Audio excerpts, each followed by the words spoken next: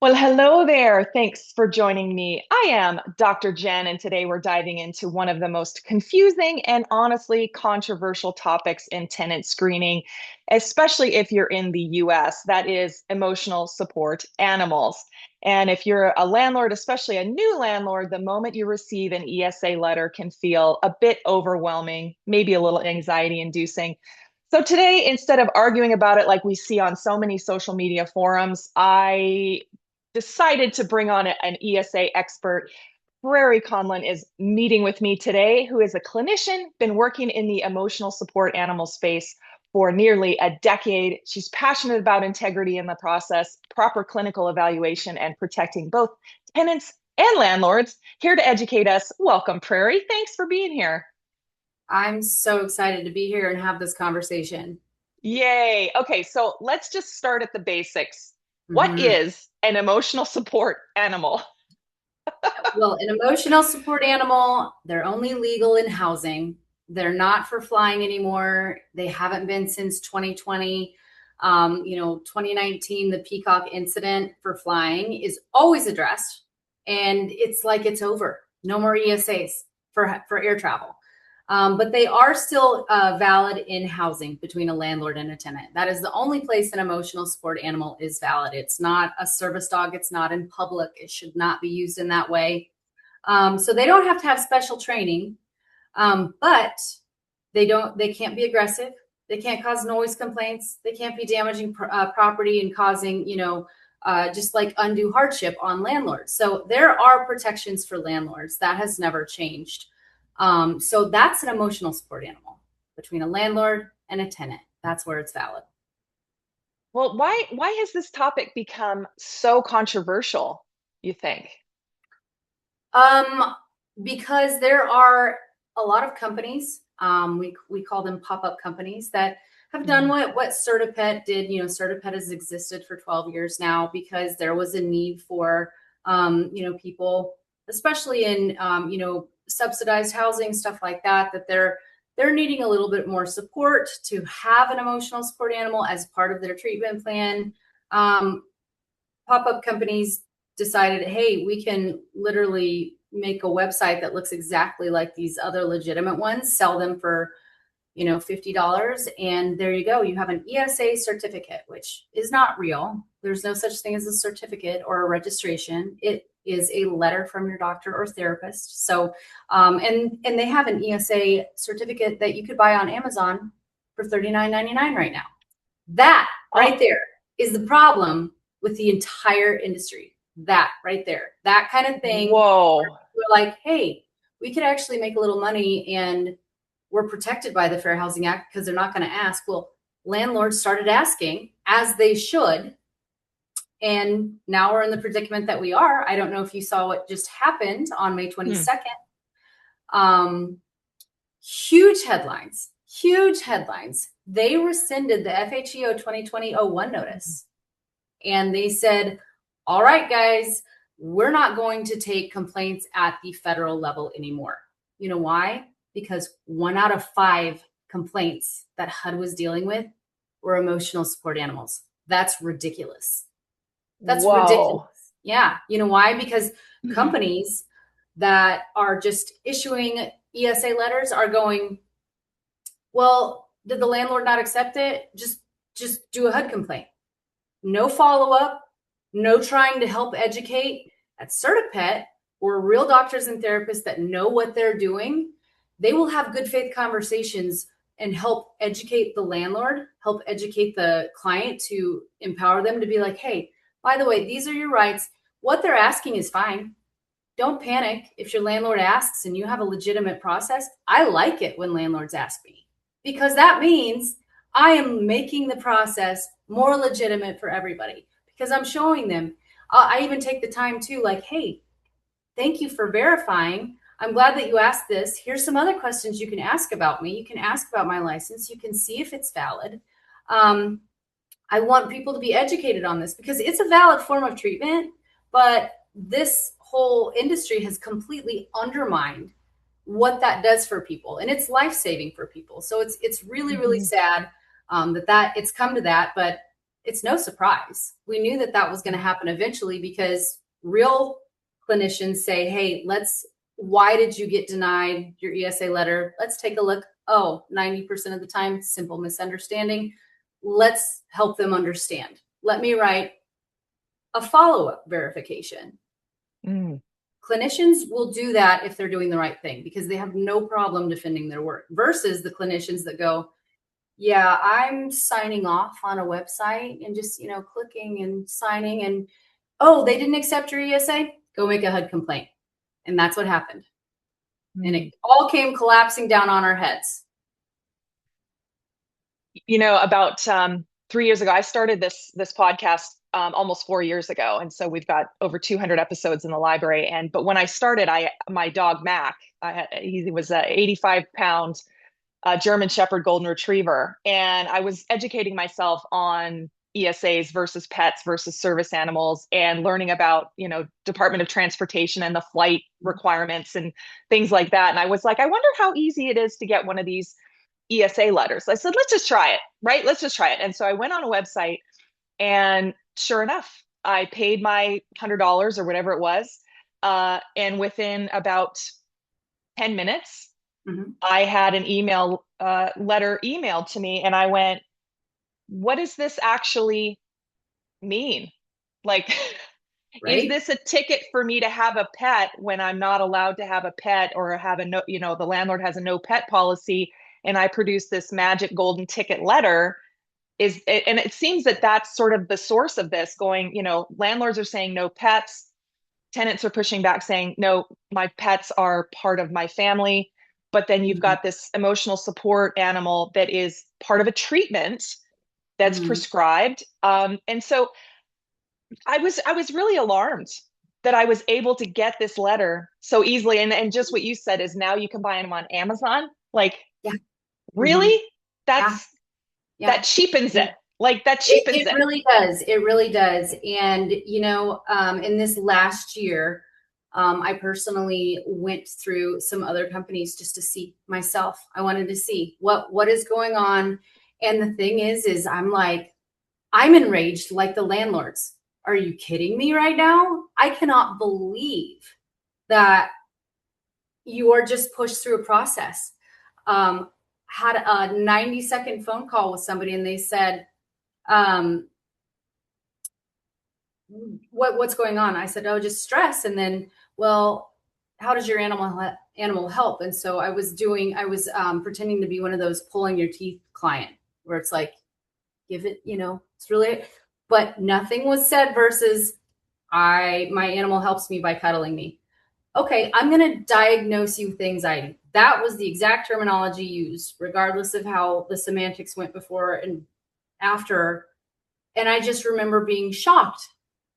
You diagnosed me with anxiety after doing a GAD-7 and a PHQ-9, both valid measures, but they're the ones that you take when you go to a doctor's office and they, have you fill out that sheet and you make the totals. Okay. Valid measures. Yes.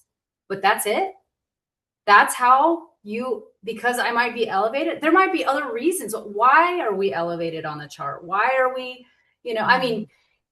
I was just so blown away. And I was like, all these landlords that have given me a hard time, not the ones that went excessive, but I'm like, oh my gosh, you guys, I get it.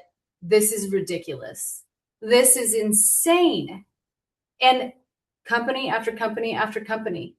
One company didn't even talk to you and issued 3 letters, 2 of them, which are illegal. The first was an ESA housing. Okay. The second was an ESA travel letter in 2025, mind you, saying under the Air Carrier Access Act, you need to allow this person to have an ESA for air travel. No, I'm pretty sure it doesn't say that anymore. There's laws that very specifically say no ESAs. And then third, and most appalling, which is really upsetting, your ESA for public access. That is really upsetting because we have people out there with service dogs that they're diabetic alert dogs. They're seizure alert dogs.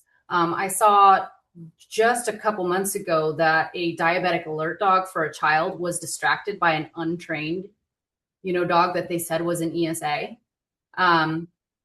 It's just unacceptable. And that's why we are where we're at, which honestly, the way that the memo's been redacted, the way that we're going to start addressing this in the future is good for clinicians that are doing this the right way. Mm-hmm. Well, It's good Prairie, for.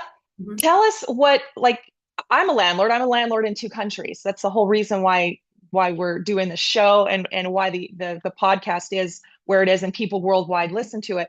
When a landlord gets an ESA letter, Right. what should they be looking for? How do they even know it's legit? For sure, for sure. And the thing is like the goal shouldn't be let's catch a tenant or forced disclosure of like private medical information. The goal is to verify whether the requests appear legitimate, disability related, and supported by appropriate documentation. Mm-hmm. So the first thing, and this is just the easiest thing you can do, because this actually about half the companies I went through, and I've just been advised it's not a good idea to name names, so I won't. But you could probably guess them. They're all the big ones. But the first thing that you can do, and it's going to knock half of them out, is verify the provider is real and licensed. You can confirm if the provider exists, the provider's licensed on their government website, the license is active, because there's also been where, there's complaints on their license that, they're have to be in supervision, stuff like that. You don't have to accept a letter from somebody that isn't fully licensed and active. And then also that the provider practices in the state where they're permitted to evaluate the tenant. Oh. Yeah, because there was another company that it was one doctor out of North Carolina, I believe, but they were writing ESA letters for everybody in all 50 states. Therapists aren't supposed to be practicing across state lines. Now, the one caveat to that, though, I will warn you, if there is, let's say you're in Florida, you get an ESA letter from a person that's, moving in, and it says North Carolina, don't automatically go, I don't have to accept it because it says North Carolina.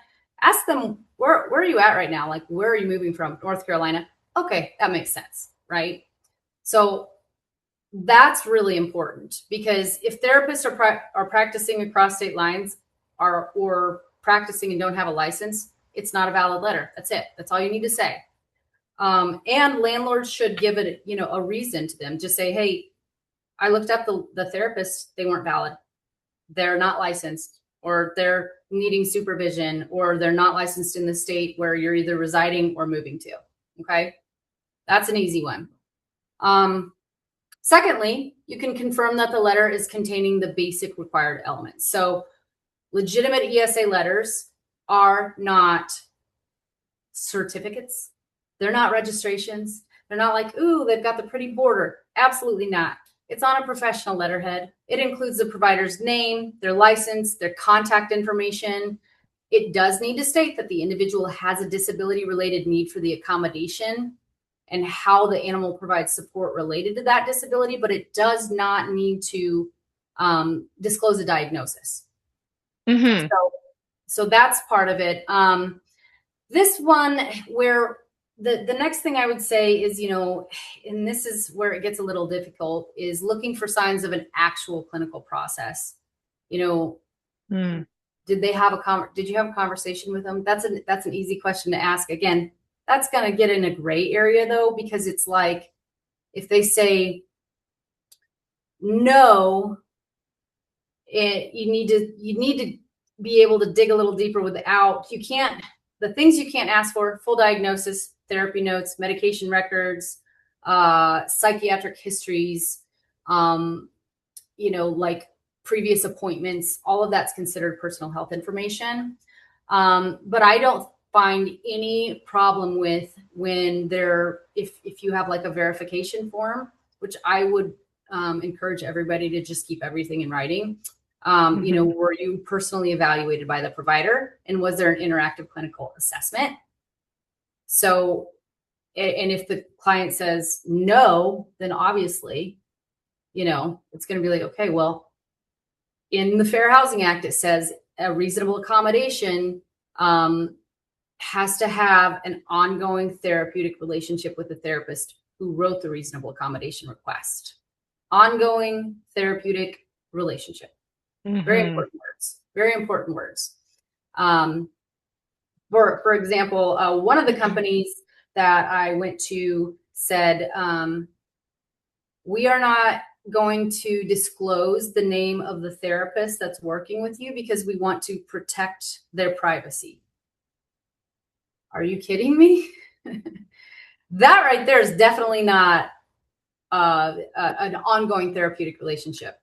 They want They to protect the literally, clinician's privacy? yes, they said, we will call you sometime within, in between 8 and noon. I'm like, is this where they do the check your TV, like we're coming to install your cable between 8 and noon. Well, here's, you're going to get your ESA evaluation sometime between 8 and noon. And you're going to get a call from a no number or, like blocked number. It'll say unknown. That's insane. The minute that you get linked up with somebody through Certipet, or if you go talk to your own doctor or therapist, it's like, hey, the minute you're matched up, this is your therapist's name. Here's their email address. Here's their phone number. Here's their scheduling link. I mean, that should be a given, right? Mm-hmm. So that's definitely an interesting one. I again, this is all within 2025, early 2026. So this is ongoing. This isn't like 2019, 2020 Wild West Mm-hmm. behavior of ESAs. This is current. So again, completely understand where the landlords are coming from.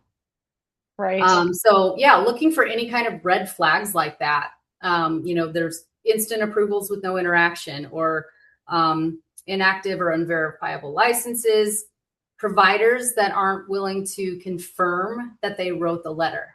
That to me, I feel like is the easiest one, because it's like, okay, we verified that you wrote the letter. I'm going to reach out. Hey, did you write this letter? It's attached. Yes, I did. Thank you so much for asking. Versus, of which forging of letters happens a lot.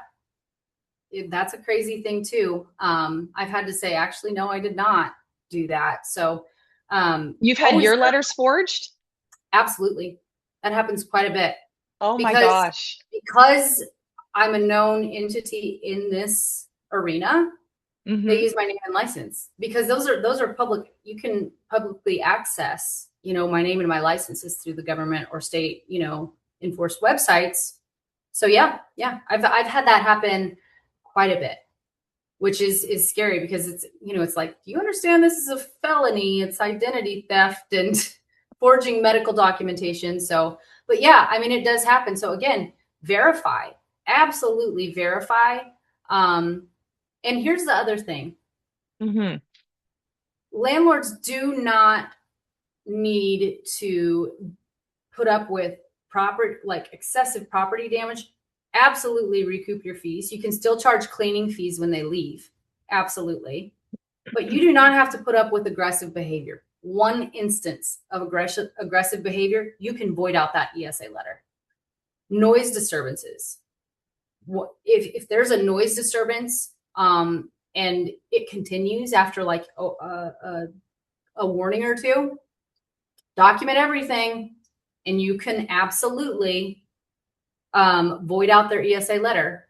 And either, if you have a no pet policy, then they would have to remove the animal, or they'd have to start paying pet rent or pet fees. But even then, it's still, is it a reasonable accommodation for your tenants to have to listen to excessive barking, or to be afraid of the chihuahua that's trying to bite your ankles every time you walk by the corner? Absolutely not. And that's the other thing, direct threats to safety. So the existence of an ESA does not remove expectations around property damage, aggressive behavior, noise disturbances, and direct threats to safety.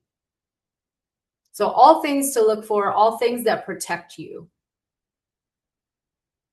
Amazing. Well, I know that you had mentioned there's some things that a landlord can't ask for. And I there's so many folks that,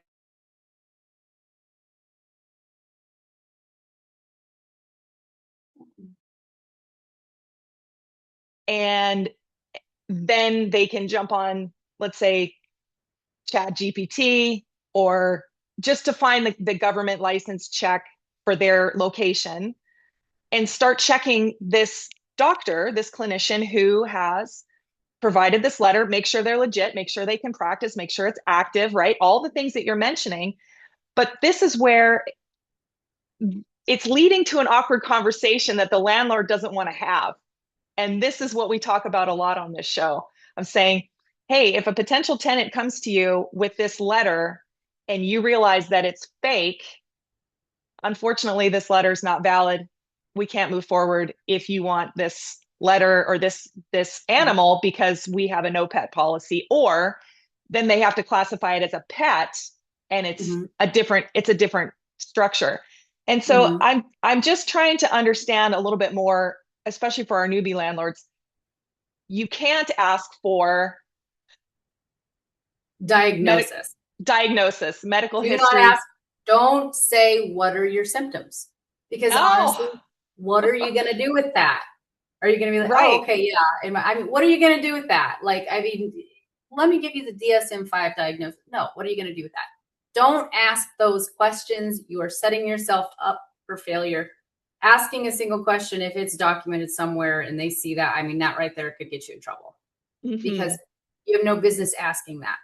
We have no business asking about anybody's personal medical information unless you're directly coming to me and paying me to do so.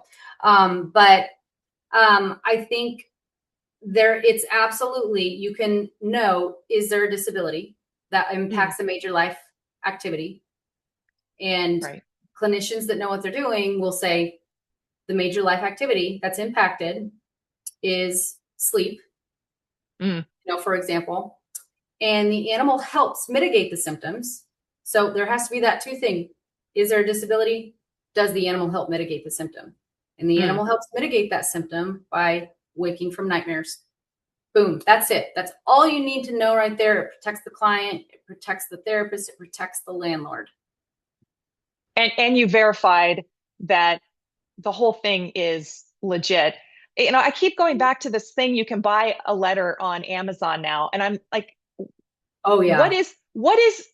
What's the industry doing to crack down on people like this? It's crazy. I just can't get over it. That's the problem right there. I mean, I'm talking, it infuriates me. It's like, it's something that I have seen save lives, literally save lives, yet we're still talking about the peacock. We're still letting these ESA letters. It's like the Wild West out here. They're just doing whatever they want. And it's okay because, one company, they have an attorney that sits, on their board or whatever. And which I'm like, how is he sitting on your board? There's no board because it's not my goodness, I won't even get started, but they're hiding behind HUD complaints. They're hiding behind that and saying, the minute you have a problem, go do a HUD complaint and tell your landlord that you did a HUD complaint, which is good for everybody, including legitimate ESA letters. That is thrown out the window now. HUD is not taking complaints anymore. It's going to be handled at the state level. It's going to be handled, with courts because, historically speaking, many of the Fair Housing Act complaints related to assistance animals, they were funneled through HUD's administrative processes, which that could take a lot of time to move forward. Yeah, sometimes years. And that's if they're picked up. And because of that, a lot of the disputes often remained in kind of like a gray area where enforcement felt it's slow, it was uncertain, it was unlikely to result in immediate consequences. So they kind of have been like, landlords have been like, well, so what? You made a HUD complaint. So-and-so made a HUD complaint on me 3 years ago and nothing happened. Right. So what may happen now is a shift away from relying primarily on that broad federal administrative complaints and move towards direct state level action, civil litigation, court-based disputes. And that changes the landscape considerably because state agencies and private attorneys and licensing boards and civil court can often move more aggressively and with more immediate impact than a delayed federal review process. And here's the thing, legitimate um, clinicians that are doing this for people that have legitimate ESA letters, we're behind that. We're like ready to Absolutely. go. And we've already had conversations with the landlord saying, hey, yeah, I know that was my letter. Here's kind of a follow-up. It is a legitimate letter. I understand here's where my state licensing is, but this is a client of mine. And they should move on. But if they haven't at that point, pursuing those types of litigation, that's going to move things forward. So like in practical terms, that means both tenants and providers may face greater scrutiny, but it also means legitimate, well-documented cases are going to carry more weight. Providers that are conducting individualized assessments and maintaining records and operating within established clinical and legal standards are going to be in a much stronger position to defend their recommendations if challenged. The ones that aren't doing the right thing, they're going to step out and be like, oh, we're not doing it anymore. So I think it's good for landlords. It's good for ESAs in general. It's good for clinicians that do this legitimately. The one thing that I worry about is the people that don't know that they're getting an illegitimate ESA letter. And again, it should be industry regulation. It 100% should be, HUD. Let's take one complaint to HUD and say, why don't you just go through all of our companies and say, yeah, this one's good. That one's definitely not good. The one that's scheduling appointments at 2 a.m. with the clinician and saying, don't worry about it, don't answer it. I'm just scheduling that as a placeholder. Yeah, that happened too. That's a thing? Oh, that happened too. With well-known companies. Yeah, so again, I think that the company should be vetted. We're ready. Is that part of where it could go? Like, could you do more, whether state or ideally federal legislation to say, you know what, if you're going to provide an ESA letter, then you have to be essentially like an accreditation of some sort? Is that where this is headed potentially? I would love that. I have been I think training landlords would clinicians on too. that. Wouldn't that be nice? Because then it would Yeah. just be like, hey, go and check. Because it's like this. If you go to a doctor and the doctor says you need to go see a neurologist specialist, right? And I'm looking up the neurologist. I want to see that I'm going to a good neurologist because I got, something going on. ESAs, they should be prescribed by somebody that knows what they're doing. And that's the sad thing. It goes without saying. That's when we get licensed, we should be practicing within the scope of our abilities. That's what we're supposed to do. That's what Isn't that any industry? Any industry. And everybody's like, oh, no, it's fine. It's, they like their kitty or they like their puppy. And so I'm going to write the letter. No, don't do that. You are absolutely, as a clinician, you are ruining the integrity of what an emotional support animal is, what a service animal is. You don't even know the difference between them. Right. Why are you writing a letter? Leave it to people that are doing the right thing. And unfortunately, what we have now is, we have AI that can take a website and copy it and make one, and be like, replace the ESA, whatever, where it says Certipet, boom, website. And they're popping up all the time. They take people's money and then they disappear. Those ones, those are awful. But not as awful as the ones that are around. And then they're like, oh, we do it legitimately, and schedule you at 2 a.m. in the morning and say, don't answer the call. Those exist. They're around. They're big names. That's frightening. Yeah.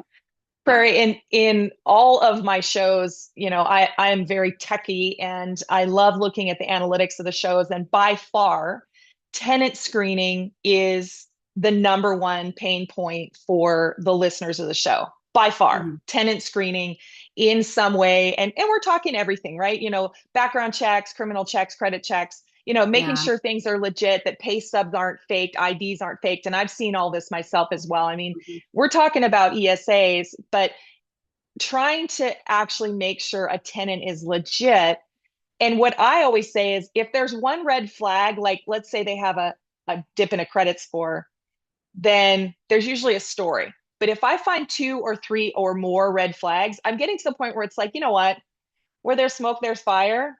And I'm out. And it just seems like these ESA letters and all of the criteria that you were talking about just is one more avenue that if they're legit, they're going to be legit. And if they're not legit, then the tenant is basically, you know, disqualifying themselves. This is one more avenue that they're disqualifying. And this is where I wish more landlords would know their rights. I really Mhm. appreciate your explanation because it just seems like many new landlords have to put up with an ESA letter or a Mhm. tenant who's come in and saying, "Hey, I have this ESA letter. Here's my 4 pit bulls," or Dalmatians or any other breed that can potentially be aggressive or display aggressive behavior. But it all goes back to the landlord has got to vet these Mhm. tenants properly, and many times, especially new landlords trying to get into the market, and regardless of biological age, right? Like I have new landlords that are 60 Yeah. and contacting, right? But with what you've said, so you said verify the clinician's license, verify Verify its their act, life. right? The um, state. the state that they can Mhm. make sure it's not a certificate. It should be a legit letter On the with all letterhead. on the letterhead with all the contact information Mhm. and And their signature, which, digital signatures, because that's what I use because, like that was a big thing. Well, it's not a wet signature. Well, I don't know anybody who really uses a wet signature hardly anymore to sign like right, checks or anything. I'm like, I don't. But generally those documents though, you can see at the bottom where stuff like DocuSign, they'll actually put an imprint. So every digital signature has a number. So there's that piece looking, is their license there? Is there an explanation? Just a simple mm, explanation. The two things. Is there a major life activity that's impacted? How does the animal help mitigate that? So those things should be included. gotcha. Mm-hmm. But I really appreciate you coming on the show today to explain, landlords are protected. It is an accommodation, but it's for housing, not for, taking into a restaurant. Yeah, They can't be, they can't disrupt quiet enjoyment of other tenants or damage the unit, absolutely. right? Mhm. And Yeah, so, yeah. I mean, you can always charge for cleaning fees on exit. You can always, and that was a big thing. They're like, well, I can't charge any fees. Yes, you can. You can't charge any fees that would be like, oh, just specifically for you. Like if somebody had a wheelchair and they came in, you right, could be like, I'm going to charge you for the wheelchair. Now, did the wheelchair scrape the walls up a little bit? Yeah. And when they leave, guess what? You can charge them to fix the walls.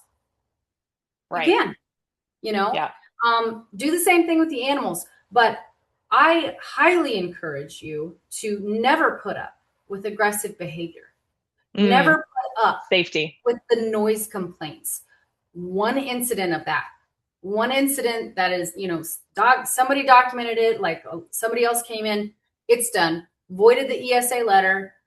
And also please remove the animal, because is it a reasonable accommodation to deal with, an ESA there, or even just a pet? That's not fair. mm-mm, There shouldn't be anybody having to deal with, worrying for their safety. We don't know if, I mean, what if somebody's 5-year-old grandkid is visiting and they walk by and that dog, get rid of them. And an ESA happened to letter, me. absolutely not. An Hmm. emotional support animal is a reasonable accommodation. If Fido is going to bite you, that's not reasonable. Get him No. out of there. And you will be backed by every attorney. You'll be backed by HUD at whatever the state level. You'll be backed by the clinicians as well. So, Some of the least favorite times as a landlord has been when we've had aggressive behavior with any kind of animal. I don't, because we did have an emotional support animal who bit another tenant's child on the back, oh and no. both moms are coming over to talk to me, and I'm going, what just happened? And the police were called, Humane Society was called. The dog was not put down, thankfully, but I just go, I have no idea how this is going to go. And I ended up calling a friend of mine who's a vet here on Maui and going, what what do I even do that this attack happened? But we've even seen the change of behaviors, like you were saying with a Chihuahua, yipping at someone. Mhm. If they change their behavior, I go, even the change of behavior, that's not okay. That's not okay, Right. regardless of what role the animal is playing, whether it's an ESA or not, Mhm. right? Yeah. So Yeah, no. back in the Wild West when they still allowed ESAs on planes and then they named like all kinds of animals and somebody's like, but my snake makes me feel so calm. And it's like, well, What? yeah, yeah. And somebody else wrote them an ESA letter. I'll never forget that before. And they're like, why won't you do it? They did it. Well, because it might make you feel calm, but I'm not going to have 50 other people on the plane freaking out. I'm Freaking pretty sure out. there's a movie about that. Snakes on the That's plane. right. I'm not doing it, and it's incredible to me too. Like, people are always like, well, how can you tell? And I am developing, a malingering assessment, for people that are trying to get there, but it's not that hard to figure it out when it's Mm, like, how much of this is wink, wink, nudge, nudge? That was said to me one time. It was awesome. It was like, yeah, I think we're good. You know what? We don't even need to, we're good. We can get off. Yeah. So there's, people working this. I mean, there's always going to be people working every system, which is unfortunate. yeah. But Wow. I'm with you. I would just love it if we could, number one, vet companies. I mean, Hmm. send somebody from the federal level to be like, I'm going to be an ESA client and I'm going to go through and I'm going to see, The whole is thing. this legit or not? We invite it. Come on. That's great. Because there's companies that are doing things that are absolutely appalling. Again, I was like, I'm like, I'm on the landlord side, but I was like, I'm really, really on this side now. I cannot believe that these in the ESA letters look legit. They look like mine. And Mm. they're given to people that have done nothing, hadn't had to do anything. I don't blame them. It's how are you guys supposed to know? How are you And that's supposed to the know? other thing. How is the client supposed to know? They might be like, which again, the younger demographic, that's a big one that comes through. How are they supposed to know what's legitimate? So again, vet the companies. I've Wow. sent letters. Well, it sounds like if landlords can try have and follow like a structured verification process, and legit clinicians follow their ethical standards as well, which we're talking about, that the ESA arena doesn't have to be so controversial. Would you agree?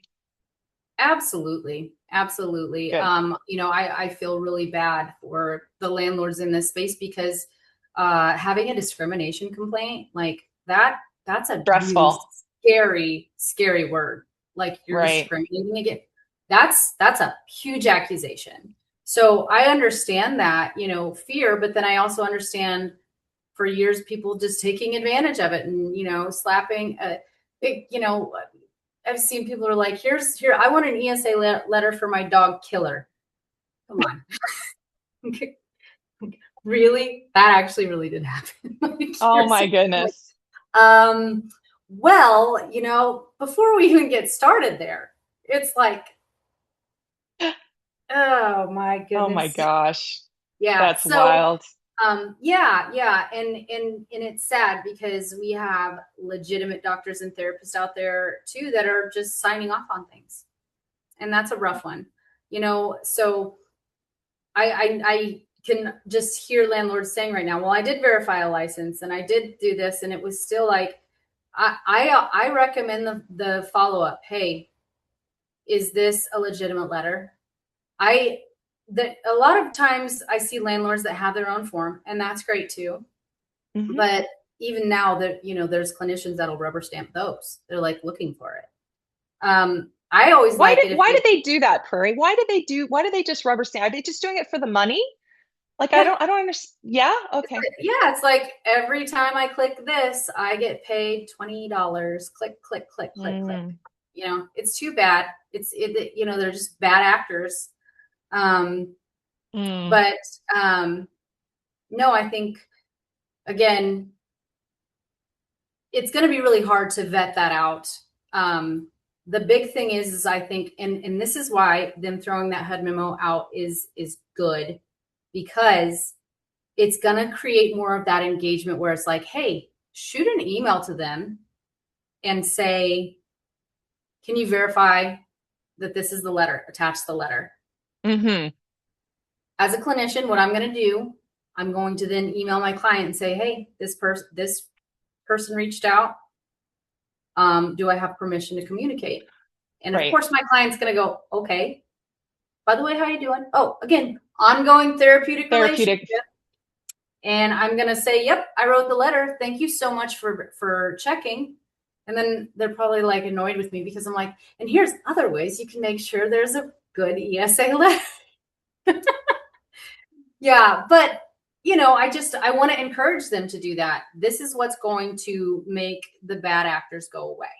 Mm-hmm. If they don't respond to that, or if they're like, yeah, I did a HUD complaint because that's what my therapist told me to do after they asked, that's crazy. Yeah. And see, that's the place that all of these big companies have gone that do ESA letters poorly, that have been around for a while, is the minute a landlord asks to verify a letter, they're like, you know what, go make a complaint. In fact, they put it in their letter. They'll not only say, here's a major life activity, and here is how the animal helps mitigate that. Also, if you don't accept this, my client's going to call HUD on you. Yep. They're out there. Wow. And Prairie, so, this is keep going. Yes, please. No, that's where we're at.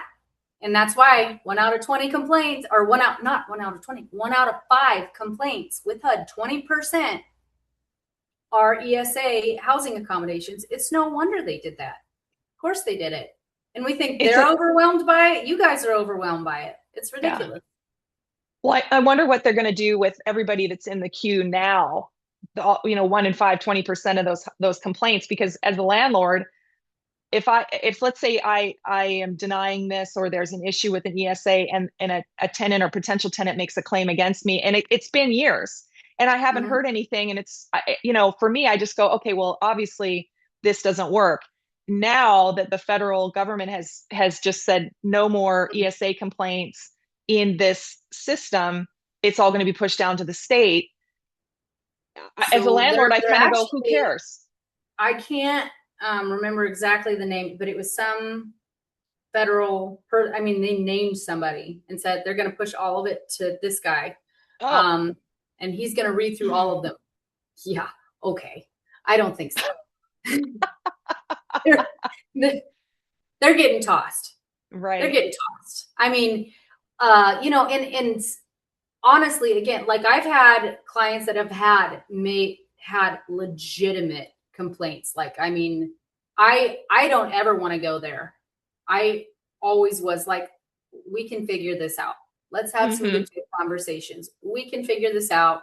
Okay, we got somebody who's a little old school. I always think of them like my grandpa. You can't tell him anything, but maybe needs to be educated. So approach it like that. And 99% of the time it was fine. But there was a couple that I had to push towards HUD, and we did go through it. And only a couple get picked up. And some of them are like still out there floating in, I don't know, HUD land somewhere. And they're not going to pick them up at this point. Yeah. And again, if you're doing what you need to do as a landlord, I honestly feel like the best step is just, of course, verifying, but then that reach out. Hey, can I just verify that this is real? Because I've had it again where it's like, because if you Google emotional support animals, sometimes my name comes up beside that. Like, ooh, and here's her license number. Ooh, I've actually had that happen. So verifying and then saying, hey, is this real? And a lot of times the therapists that know what they're doing will say, yeah, we're good. Let me help you. But the ones that are just like, well, I sent a letter to your therapist, never heard back from them. Oh yeah, they told me to go make a HUD complaint. Go for it then. Push it. That tells me right here your letter's not yet, that it's not. So I know that I'm safe as a landlord. And here's the sad thing. That person might not know any better. That they might actually need an ESA. They might not know any better, but at this point, it's not going to be pushed. And I think clinicians that actually know what's going on. And for me, I've been kind of looking at what am I going to do in a situation? Hopefully it doesn't get there.